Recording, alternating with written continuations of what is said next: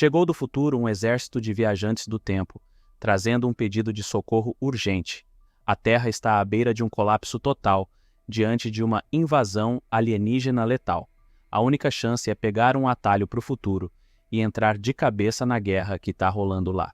No meio dessa história toda tem o Dan Forrester, que é professor de ciências, mas o cara mesmo sonha em trabalhar com ciência militar. Ele se candidatou para um trabalho nessa área e quase que conseguiu. Super animado, ele contou para a esposa, Amy, e para a filha, Muri, que também estavam no clima de festa de Natal. Muri, aliás, estava doida para ver o jogo de futebol com o pai. Só que, do nada, o Dan recebe uma ligação do emprego e se desculpa para atender. A notícia não é das melhores. Ele é bom, mas não tem experiência suficiente para a vaga. Então, escolheram outra pessoa. Chateado, o Dan volta para casa e tenta esquecer assistindo ao futebol. Mas eis que acontece algo surreal. Um portal se abre no meio do campo e um bando de soldados sai dele, falando que vieram do futuro, uns 30 anos na frente. Eles contam que o mundo está quase indo para o espaço por causa de um ataque alien, e só sobrou um grupinho deles. Precisam de mais gente para lutar e evitar que a humanidade se acabe. Por isso, voltaram no tempo para recrutar mais soldados. Essa parada chocou todo mundo. Em poucos meses, a rotina da galera mudou total. Começaram a construir umas instalações de salto por todo canto para mandar o pessoal para o futuro lutar contra os tais White Spikes. Mandaram 1000 soldados de primeira, mas só voltou um grupinho. Com falta de gente qualificada, os governos resolveram mandar civis. Mandaram mais 1000, mas ainda assim não era o bastante. O pessoal começou a ficar com o pé atrás, se perguntando se valia a pena mesmo. Protestos pipocaram no mundo inteiro e a galera não estava mais topando entrar nessa. Aí o governo começou a sequestrar pessoas para forçar elas a ir. Isso só piorou a situação. Os alunos do Dan estavam preocupados com a mesma coisa, mas ele tentou acalmar a galera, dizendo que cientistas são peça-chave nessa história. Se focarem na ciência, talvez consigam bolar algo para dar um chega para lá nos ETs. O que o Dan não sabia é que ele era o próximo na lista para essa missão. Ele foi chamado para a instalação de salto, que agora está nas mãos dos soldados que chegaram do futuro. Nessa história toda, eles têm um aparelho especial para descobrir quando cada pessoa vai morrer. Quem está marcado para morrer nos próximos anos tem que entrar nessa missão arriscada. O Dan, por exemplo, parece que tem só mais 7 anos pela frente, então ele é um dos escolhidos para essa batalha no futuro. Eles colocam um dispositivo no braço dele que serve para monitorar cada movimento, e se ele tentar tirar, vai acabar preso e a esposa dele terá que ir no lugar dele. Dan tem um dia para se despedir de quem ama. Sua esposa, Emily, fica apavorada com a notícia e sugere que eles fujam com a filha. A única pessoa que pode ajudar nessa situação é o pai de Dan, um homem que ele não vê faz tempo, desde que abandonou a família. O pai do Dan é expert em engenharia, mas vive de um jeito meio duvidoso.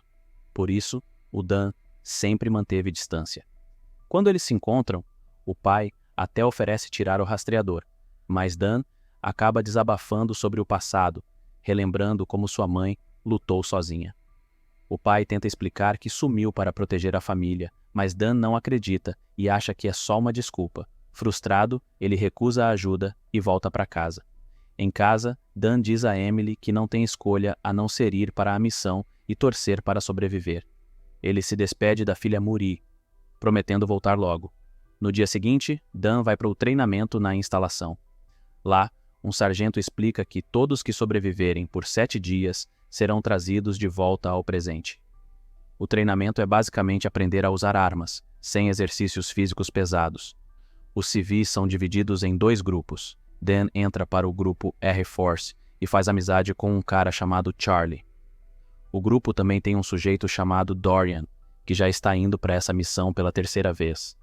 Ele é conhecido por matar vários White Spikes e até usa um espinho deles como colar. Dan prefere ficar mais com Charlie, que tem umas teorias interessantes. Charlie acredita que eles não podem viajar para um tempo em que já existem e que as pessoas que foram para o futuro são aquelas que já morreram naquele ano futuro. Já os que vieram do futuro são os que ainda não nasceram no presente. Dan acha a teoria do Charlie legal e se torna amigo dele. Além disso, A máquina de viagem no tempo, os Jump Links, só pode transportá-los para frente e para trás no tempo com uma diferença de 30 anos. O sargento explica que os White Spikes voltam para seu ninho a cada 6 dias, e é nesse momento que as tropas são enviadas para as missões. Na noite antes da missão, Dan e os outros soldados pensam que ainda tem uma semana de preparação pela frente. Porém, no meio da madrugada, eles são surpreendidos com um chamado urgente. Acontece que os laboratórios no futuro, onde estão rolando pesquisas importantes sobre os White Spikes, estão sob ataque. Sem perder tempo, todos se juntam no salão onde o portal para o futuro está aberto, pronto para transportá-los. Só que rola um erro técnico e, em vez de caírem numa praia segura, eles acabam no meio da cidade e muita gente se machuca na queda. Logo de cara, um soldado do futuro chamado Romel entra em contato com o Dan, pedindo para ele liderar a missão. Afinal, o Dan tem experiência no exército. Eles têm que resgatar uma equipe de pesquisa que está presa num laboratório na cidade. Dan designa 2 soldados para proteger o prédio e leva o resto da equipe para dentro do laboratório. Chegando lá, eles veem que os pesquisadores foram todos mortos. Romeu instruiu Dan a pegar tudo que é material de pesquisa que encontrar por lá, como pendrives e amostras de laboratório. O Dan junta tudo numa caixa e eles se preparam para sair, mas aí escutam barulhos nas escadas. São os White Spikes. Os soldados ficam chocados ao ver os alienígenas pela primeira vez. São bichos enormes, com tentáculos e um monte de dentes afiados. Numa corrida desesperada, eles descem as escadas atirando sem parar, seguindo a dica do Dorian de mirar na barriga dos bichos. Apesar do esforço, os alienígenas são muitos e acabam matando vários soldados.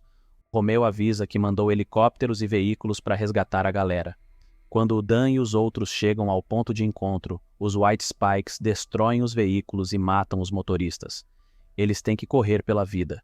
2 soldados se sacrificam para segurar os alienígenas debaixo de uma ponte enquanto um míssil é lançado para acabar com eles. Os sobreviventes são levados para o acampamento militar. Dorian, naquele papo reto, diz para o Dan que da próxima vez ele tem que se focar mais na missão e não em salvar os colegas. O que importa é mudar o passado para evitar essa catástrofe. Mas o Dan não concorda, ele acha que todo mundo é humano, independentemente da época. Aí o Dorian conta que tá na missão porque tá com câncer e quer dar um sentido para a vida dele antes de morrer. A conversa deles é interrompida quando um soldado chama o Dan para conhecer o comandante da base militar do futuro. A Muri, já adulta e uma pesquisadora de grande renome, revela para o Dan que eles já se conhecem. Claro, ela é a filha dele, a Muri. Ela cresceu e realizou o sonho de ser cientista, mas no reencontro ela está meio distante e focada no objetivo maior, salvar a humanidade. Ela deixa claro que não trouxe o Dan para o futuro para matar saudade, mas sim porque ele tem um papel importante nessa missão. Antes de entrar nos detalhes, a Muri explica umas coisas para o Dan. Ela mostra um vídeo de uma White Spike fêmea, que é bem mais brava e fica cuidando dos ovos enquanto os machos defendem o ninho. Esses ETs só se ligam em sobreviver. Eles apareceram pela primeira vez na Rússia e dominaram o planeta. A Muri desenvolveu uma toxina que funciona bem nos machos, mas as fêmeas são mais resistentes. A próxima missão é capturar uma fêmea viva para levar para o laboratório. O Dan entra nessa missão junto com a Muri. Eles vão até o ninho dos alienígenas, matam os machos com a toxina e entram para pegar a fêmea. O Dan fica de olho em tudo de um helicóptero. Quando vê mais ETs chegando, desce para ajudar a Muri. A fêmea é capturada e levada de helicóptero, enquanto o Dan e a Muri fogem de jipe. Chegando na praia, eles esperam o resgate. Nesse momento, a Muri aproveita para dar uma bronca no Dan por ele ter ido atrás dela no ninho. O Dan tenta se explicar, mas acaba descobrindo que, no futuro, ele abandona a família e morre num acidente de carro. Isso deixou a Muri arrasada, porque ela sempre confiou muito nele. O Dan fica chocado em saber que vai repetir o erro do próprio pai, mas antes que possa falar mais alguma coisa, o resgate chega e eles são levados para a base principal. A fêmea alien é trancada num laboratório e recebe toxinas para ficar controlada, mas o corpo dela se adapta rápido. A Muri precisa achar um jeito de neutralizar isso para vencer a guerra. Nos dias seguintes, ela testa milhares de combinações de toxinas, sem sucesso total. O Dan, querendo ajudar, pergunta qual é o papel dele ali. Muri desenrola o plano. Uma vez pronta a toxina, ela quer que o Dan leve ela para o passado e comece a produção em massa, para segurar os alienígenas antes que eles tomem conta de tudo. Ela confia só no pai para essa missão. Dan tá de saída hoje mesmo e topa levar a toxina, mas quer voltar para salvar a Muri. Quando a Muri acerta a fórmula, ela passa a toxina pro Dan. Mas aí rola um alerta de emergência. Os White Spikes descobriram a base deles e atacam em peso. Muri e Dan pegam as armas e entram na luta, ombro a ombro. Só que a situação tá feia. Todos os veículos e helicópteros foram destruídos. Muri se machuca e pede pro Dan focar na missão. Ele vai ser teleportado de volta a qualquer momento e tem que cumprir a missão de salvar o mundo e evitar aquele futuro tenebroso. O Dan, mesmo não querendo deixar a filha para trás, é levado de volta para o seu tempo. De volta ao presente, o Dan descobre que não dá mais para voltar para o futuro, pois o link de salto foi destruído.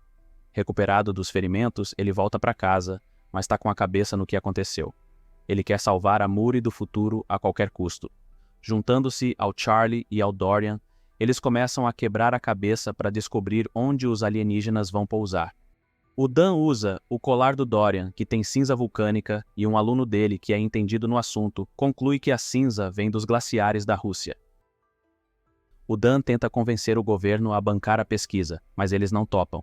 Aí ele resolve procurar o pai, que topa na hora ajudar. Eles vão até a Rússia e acham a nave dos ETs numa caverna de gelo.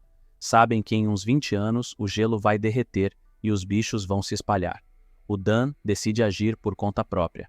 Eles começam a injetar os ovos com a toxina, mas alguns White Spikes nascem. O Dorian decide se sacrificar, explodindo a nave e tendo a morte heróica que ele queria. Uma fêmea alien consegue escapar. O Dan e o pai vão atrás dela e lutam de costas um para o outro. O pai do Dan se oferece para se sacrificar, mas o Dan não deixa e consegue matar a alien com a toxina, jogando ela de um penhasco. Assim, ele salva o mundo e o futuro da Muri. De volta para casa, o Dan leva o pai junto, decidindo aproveitar os anos que restam em paz. Eles percebem que errar é humano e que todo mundo merece uma segunda chance. E é assim que o filme se encerra.